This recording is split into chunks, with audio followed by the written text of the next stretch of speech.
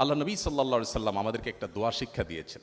আপনারা আপনাদের পেশেন্টদের কাছে যখনই যাবেন বা পেশেন্টদেরকে যখনই দেখবেন, আমি আশা করব আপনারা এই দোয়াটা করবেন। খুব ছোট্ট একটা দোয়া।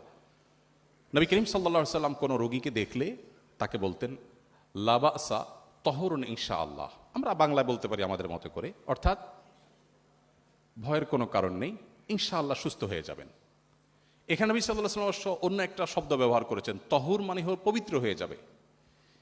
এটা নিয়ে অনেক দীর্ঘ আলাপ আছে, আমি সেদিকে যাব না। শুধু এটুকু বলি যে রোগ অসুস্থতা এগুলোতে যদি মানুষ ধৈর্য ধারণ করতে পারে, সবর করতে পারে, আল্লাহ রাব্বুল আলামিন তার গুনাহগুলো মাফ করেন, সে পরিচ্ছন্ন হয়ে যায়, পবিত্র হয়ে যায়। যদি বিপদ আপদে মানুষ সবর করে, ধৈর্য ধারণ করে, আল্লাহ তার গুনাহগুলোকে মাফ করে দেন, তার প্রোফাইলকে ক্লিন করে দেন, ছোটখাটো অনেক ভুলভ্রান্তিও সেগুলো মাফ করে দেন। এই জন্য ইমানদারের আসলে হারাবার কিছু নেই। নবী সাল্লাল্লাহু আলাইহি ওয়াসাল্লাম বলেছেন আজাবান লি আমরিল মুমিন ইন্না আমরাহু কুল্লাহু খায়র। ইমানদারের জীবনের সবকিছুরই বড় অদ্ভুত